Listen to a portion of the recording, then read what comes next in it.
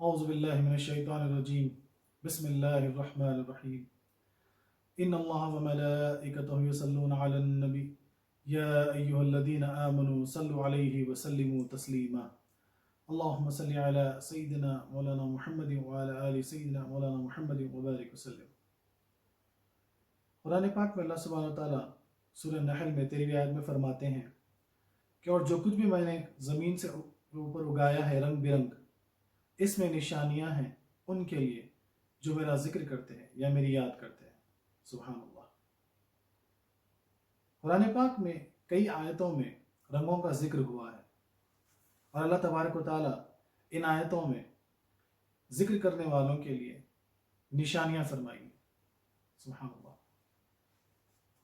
حقیقت میں رنگ نور کا ہی حصہ ہے۔ جب سفید روشنی کانچ کے ٹکڑے سے گزرتی ہے تو ہمیں رنگ دکھائی دیتے ہیں، جس کو گلاس پرزم کہا جاتا ہے۔ یہ تو سائنسی ایجاد ہے، لیکن عام لفظوں میں اس کو اگر سمجھنا ہے تو کچھ گلاب کے پھول اور کچھ ہرے پتے اگر ہم ایک جگہ بچھا دیں اور اس پر اگر لال روشنی ڈالی جائے تو جو لال پھول ہے وہ لال دکھائی دے گا، لیکن جو ہرے پتے تھے وہ کالے دکھائی دیں گے۔ اسی طرح اس پر اگر ہری روشنی ڈالی جائے تو جو ہرے پتے تھے وہ ہرے دکھائی دیں گے، لیکن جو لال پھول ہے وہ کالے سے دکھائی دیں گے۔ پھر جب اس پہ سفید روشنی ڈالی جائے تو لال پھول لال دکھے گا اور ہرے پتے ہرے دکھیں گے۔ سبحان اللہ۔ تو پتہ چلا حقیقت میں اللہ کا نور ہر چیز کو ظاہر کر رہا ہے، اس کے اصلی رنگوں میں ہمیں دکھا رہا ہے۔ سبحان اللہ۔ رنگوں کی ہماری زندگی میں کافی اہمیت ہے۔ تصور کیجئے اگر رنگ ہمیں نہ دکھائی دیتے تو پھر یہ سارا عالم، یہ ساری کہکشاں ہمیں کیسے دکھائی دیتی؟ سبحان اللہ۔ اللہ تبارک و تعالیٰ کی کئی نعمتوں میں رنگ ہماری آنکھ سے دیکھ پانا بھی بہت بڑی نعمت ہے۔ رنگ ہماری زندگی میں کافی اہمیت رکھتے ہیں۔ کچھ رنگ ایسے ہوتے ہیں جس کو دیکھنے سے ہماری آنکھوں میں جلجلاہٹ محسوس ہوتی ہے۔ کچھ رنگ ایسے ہوتے ہیں جس سے ہماری آنکھوں کو سکون محسوس ہوتا ہے۔ اسی طرح کچھ رنگ ایسے ہیں جن سے بلڈ پریشر ہمارا بڑھ جاتا ہے یا ہماری کھانے کی مقدار گھٹ جاتی ہے۔ اللہ اکبر۔ پرانے زمانے میں مصر میں، ہندوستان میں، چین میں رنگوں سے علاج کیا جاتا تھا، اور آج بھی کچھ علاج یا پیتی موجود ہیں جو رنگوں کا استعمال کرتے ہیں مرضوں کو اچھا کرنے کے لیے۔ سبحان اللہ۔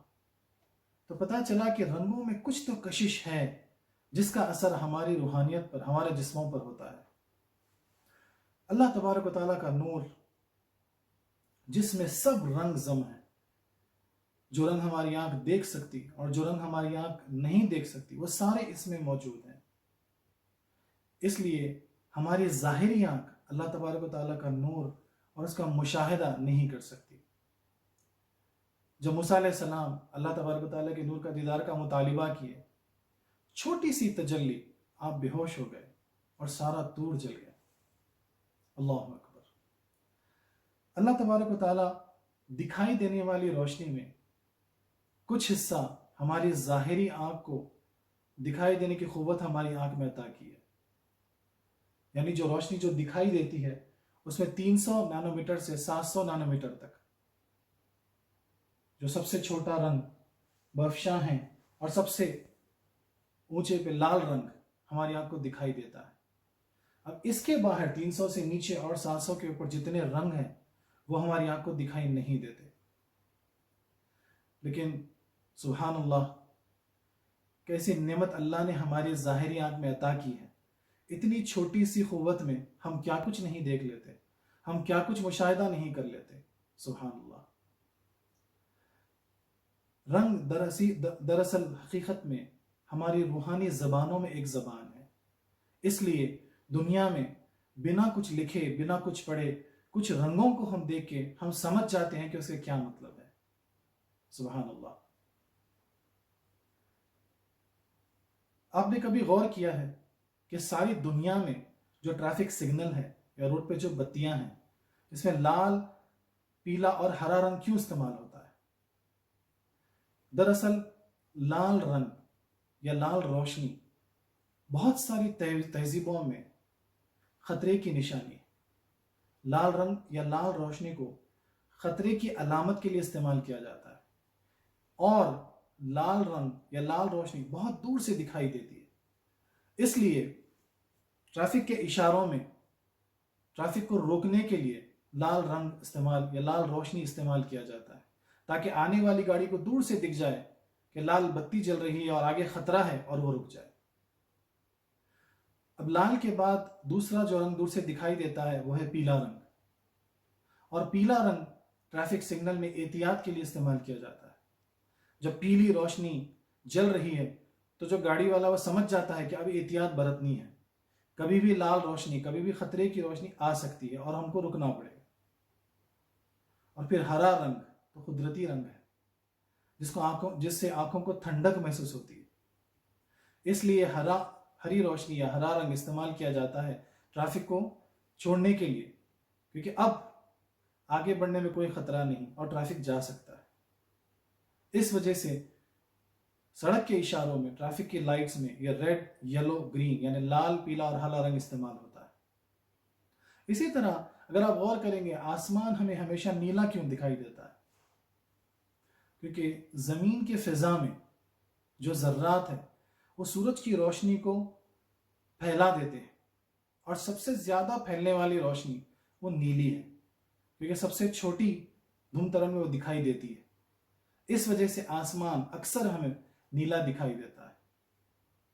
اسی طرح ہمارے جسموں میں بھی اللہ تبارک و تعالیٰ نے کئی رنگ رکھے ہیں، جیسا ہماری آنکھ میں کالا اور سفید موجود ہے، ہمارے اندر خون لال ہے، ہماری چربی پیلی ہے، اور ایسے بہت سے رنگ ہمارے جسم میں موجود ہیں جو نشانیاں ہیں ذاکرین کے لیے، سالک معرفت کے لیے۔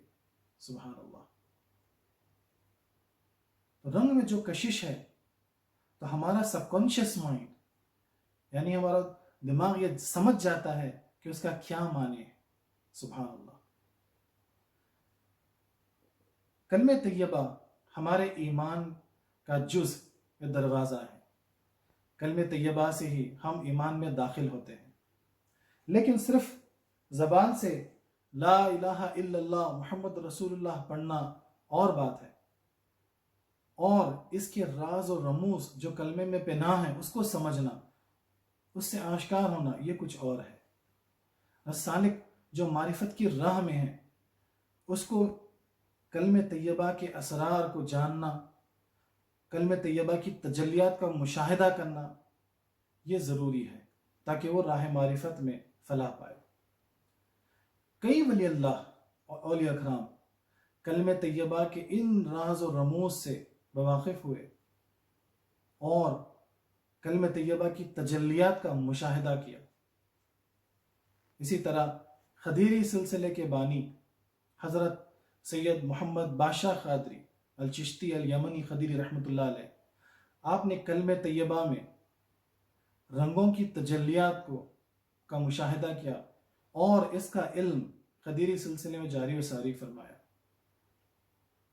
آپ نے کلمہ طیبہ کے شش جہت، شش کہتے ہیں 6 کو اور جہت کہتے ہیں سمت کو، تو اس 6 سمت کلمہ طیبہ کی رنگوں کی تجلیات کے ساتھ اس کا علم آپ نے اپنے سلسلے میں جاری و ساری فرمایا۔ تو مختصر طور پر ہم اس چیز کو، جو کلمے کا شش جہت ہے اور اس میں جو رنگوں کی تجلیات ہے، اس کا تذکرہ آج اس بیان میں کریں گے۔ کلمہ طیبہ کی پہلی تجلی لا ہے، اس کا رنگ کالا ہے اور اس کا مقام ہے نفس، کیونکہ اس میں ظلمت اور اس میں اندھیرا ہے۔ اسی وجہ سے جب آدم علیہ السلام کا جسم تیار ہوا اور اللہ تبارک و تعالیٰ نے اس میں روح پھونکی تو روح لوٹ آئی، کیونکہ اس میں اندھیرا تھا، اس میں ظلمت تھی۔ اب اللہ تبارک و تعالیٰ نے نبی کریم صلی اللہ علیہ وسلم کا نور مبارک آپ کے پیشانی میں رکھا، تب روح آپ کے جسم مبارک میں داخل ہوئی۔ سبحان اللہ۔ اس تجلی کا عناصر ہے آگ، اور کیونکہ شیطان بھی آگ سے بنا ہے تو آگ جب کوئی چیز کو جلا دیتی ہے تو اسے کالا رنگ چھوڑتی ہے، اور چونکہ اس میں لام نفس ہے، قرآن پاک میں سورہ عمران میں آیت نمبر 185 میں اللہ تبارک تعالیٰ فرماتے ہیں کلو نفس ذائقۃ الموت، ہر نفس کو موت کا مزہ چکھنا ہے، اسی وجہ سے اسے موت ہے۔ گھر اس کا پتا ہے، دروازہ اس کا کان ہے، اور پانی کا مزہ کان میں کڑوا ہے، اور اس تجلی، اس مقام کا نفس امارہ ہے، جس کی صفت خواہشات، مانگنا، دنیاوی لذتیں، یہ اس کی صفت ہے، اور اس کے کام حسد کرنا، کینہ کرنا، بغض رکھنا، حرام کاری میں ملوث ہونا، شرک کرنا، یہ ساری اس کی صفتیں ہیں۔ اور کیونکہ اس میں ظلمت ہے اور اس میں دنیاوی خواہشات ملوث ہیں، اس ظلمت کو، اس اندھیرے کو دور کرنے کے لیے اللہ کے ذکر کا سہارا لینا ہوگا۔ اس لیے اس مقام کا ذکر ہے ذکر جلی، اور اس کا عالم ہے عالم ناسوت، جس کو عالم حیوانات بھی کہا جاتا ہے۔ لباس اس کا شریعت ہے، وجود اس کا واجب الوجود ہے، اور فرشتہ اس کا عزازیل ہے۔ تو یہ کلمہ طیبہ کی پہلی تجلی ہوئی جو لا ہے۔ آئیے اب دیکھتے کلمہ طیبہ کی دوسری تجلی جو الہ ہے۔ رنگ اس کا سفید ہے، اور اس کا مقام قلب ہے، جس کا عناصر نور ہے۔ اس کا گھر خیال ہے، یہ خیال میں رہتا ہے، اور دروازہ اس کا دل ہے، اور اس تجلی کا نفس لوامہ ہے، جس کی قسم قرآن پاک میں اللہ تبارک تعالیٰ فرماتا ہے۔ اور اس کی صفت بوجھتا پن ہے، یعنی بوجھنا، اور اس کے کام اچھے کام کرنا، اولیاء اللہ کی صحبت میں رہنا، اولیاء اللہ سے ملنا، یہ سارے اس کے کام ہیں۔ اب اس عالم کو، اس کیفیت کو اگر سمجھنا ہے تو ہمیں رمضان کا مشاہدہ کرنا ہوگا۔ جب ہم روزے رکھتے ہیں تو کس طرح ہم برے کام سے پرہیز کرتے ہیں، اچھے اچھے کام کرنے لگتے ہیں، ہمیشہ تلاوت میں مصروف رہتے ہیں۔ سبحان اللہ۔ اور اس تجلی کا ذکر ہے ذکر قلبی، جو آپ اپنے پیر و مرشد سے سیکھ سکتے ہیں کہ ذکر قلبی کیا ہے۔ اور اس کا عالم ہے عالم ملکوت، یعنی فرشتوں کا عالم۔ اس لیے فرشتے ہمیشہ ذکر و فکر، تسبیح و تلاوت میں مشغول ہوتے ہیں۔ سبحان اللہ۔ اس کا لباس ہے طریقت، جو پیر کے در سے نصیب ہوتا ہے۔ تو ہمیں شریعت سے ہو کر طریقت میں آنا ہوگا، طریقت میں فنا فی الشیخ ہونا ہوگا، پھر آگے کی منزل تک ہم پہنچ سکتے ہیں۔ وجود اس کا ممکن الوجود ہے، اور فرشتہ اس کا جبرائیل علیہ السلام ہے۔ کلمہ طیبہ کی تیسری تجلی الا اللہ ہے۔ رنگ اس کا ہرا ہے، ہرا زندگی کا رنگ ہے، یعنی جب بارش ہوتی ہے تو سب ہرا بھرا ہو جاتا ہے، اور مقام اس کا روح ہے۔ قرآن پاک میں سورہ بنی اسرائیل میں آیت 85 میں اللہ تبارک تعالیٰ فرماتے ہیں قل روح من امر ربی، یعنی روح مجھ سے منسلک ہے۔ اور سورہ صعاد میں آیت 72 میں فرماتے ہیں وَنَفَخْتُ فِيهِ مِن روحی، اور میں نے اپنی روح اس میں پھونکی۔ یہ ساری آیتیں اس تجلی کے اسرار ہیں۔ عناصر اس کا ہوا ہے، جس کا گھر پھیپڑا ہے، دروازہ اس کا ناک ہے، اور پانی کا مزہ ناک میں کھٹا ہے۔ اور اس تجلی، اس مقام اور اس سم کا نفس ملہمہ ہے، جس کی صفت دیکھتا پن ہے، یعنی مشاہدہ کرنا۔ اس کے کام یاد الہی میں گم رہنا، اپنے آپ میں کھوئے رہنا، خود میں کھوئے رہنا، یہ سارے اس کے کام ہیں۔ اس منزل، اس مقام پر سالک سے کشف و کرامات ظاہر ہوتے ہیں۔ اس کا ذکر ذکر روحی ہے، اور اس کا عالم عالم جبروت ہے، جس کو عالم قوت بھی کہا جاتا ہے۔ اس کا لباس حقیقت ہے۔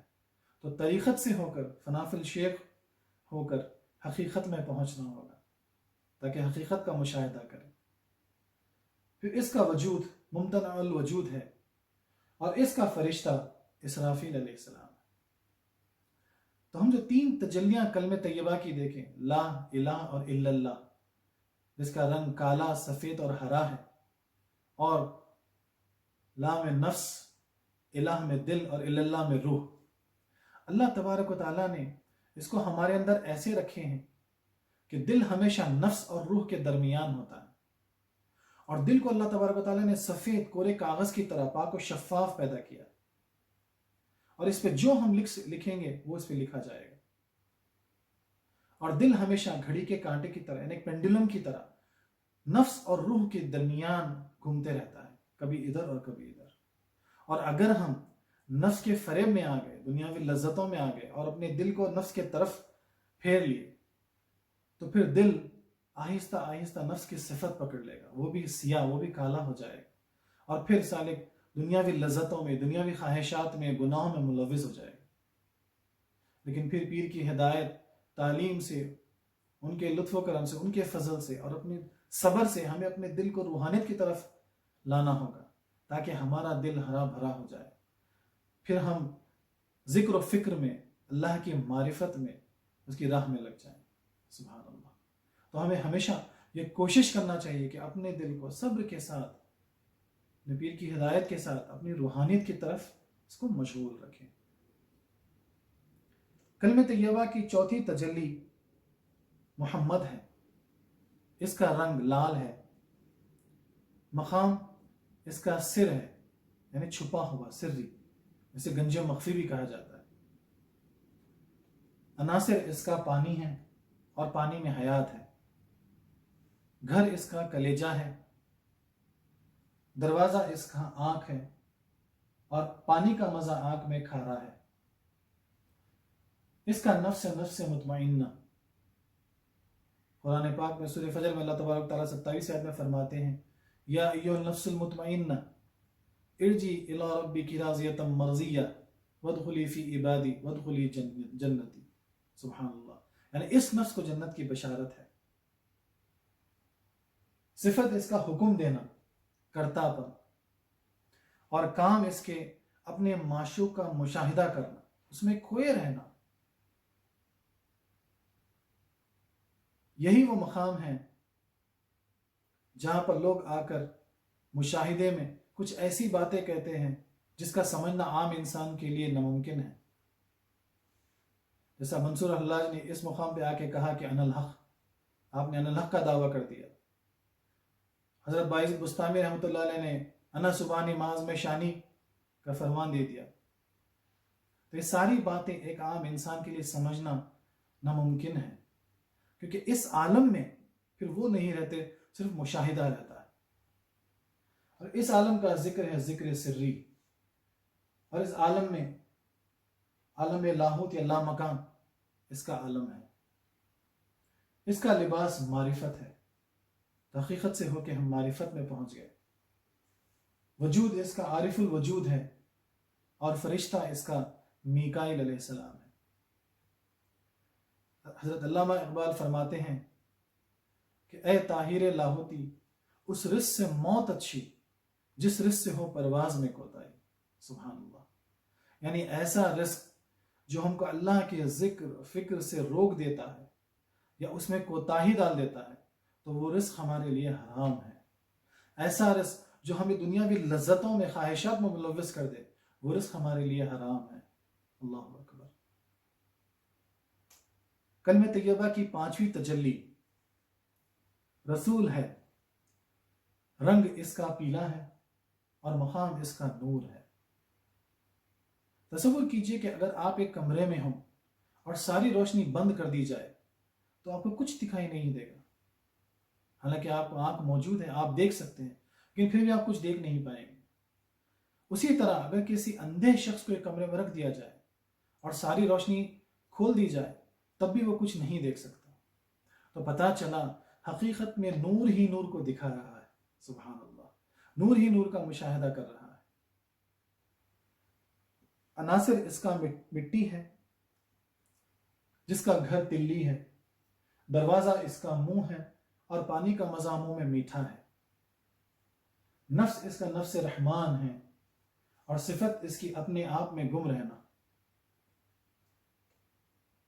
اس کے کام تجلیات ربانی میں گم رہنا. اس مقام میں سالک تجلیات ربانی میں گم رہتا ہے. ذکر اس کا ذکر خفی ہے، اور عالم اس کا عالم ہاہوت ہے. لباس اس کا وحدت ہے، اور وجود اس کا واحد الوجود ہے، اور فرشتہ اسرائیل علیہ السلام ہے. کلمہ طیبہ کی چھٹی تجلی اللہ ہے. رنگ اس کا بے رنگ یا پھر سارے رنگ جو ہم دیکھ سکتے ہیں اور نہیں دیکھ سکتے سب اس میں ضم ہے. سبحان اللہ. مقام اس کا ذات ہے اور کام اس کا جاگتا پن ہے. ذکر اس کا ذکر اخفا ہے، اور اس تجلی کا عالم عالم سیاہوت ہے. لباس اس کا وصلت ہے، اور اس کا وجود شاہد الوجود ہے. تو یہ جو کلمہ طیبہ کی تجلیات ہیں، اس کا بہت ہی مختصر سا تذکرہ یہاں کیا گیا ہے، جو صرف ہمارے لیے ایک میپ، ایک گائیڈ، یعنی ایک نشان کی طرح کام کرے گا، تاکہ سالک جو راہ معرفت میں گامزن ہیں اس کو سمجھ کر ذکر و فکر سے اور اللہ کے فضل سے، پیر و مرشد کی ہدایت سے اس راہ میں چلیں گے تو ان تجلیات کا وہ مشاہدہ کر سکیں گے اور اللہ کی معرفت انہیں نصیب ہو سکے. سبحان اللہ. قرآن پاک میں سورہ بقرہ میں اللہ تبارک و تعالیٰ آیت نمبر 138 میں فرماتے ہیں صبغۃ اللہ ومن احسن من اللہ صبغہ ونحن لہ عابدون. سبحان اللہ.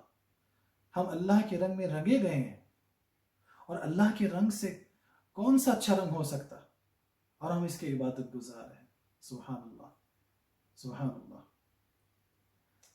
بفضل میرے پیر و مرشد حضرت معروف پیر مدد العلی دامت برکاتہ، میں دعا کرتا ہوں کہ اللہ تبارک و تعالی ہم سب کو کلمہ طیبہ کے راز و رموز کو جاننے سمجھنے کی توفیق اور موقع عطا کرے، اور اس کی تجلیات کا مشاہدے کا موقع ہمیں عطا کرے. وآخر دعوانا ان الحمد للہ رب العالمین.